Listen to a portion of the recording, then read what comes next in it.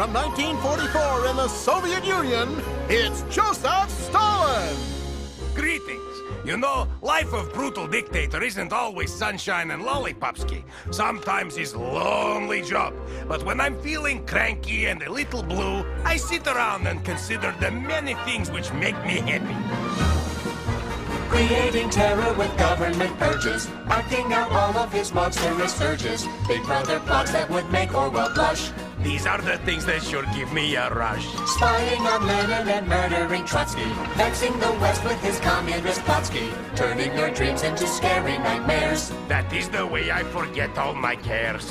When the Germans head for Moscow and the weather's vile, I simply look on as they all freeze to death, and that really makes me smile.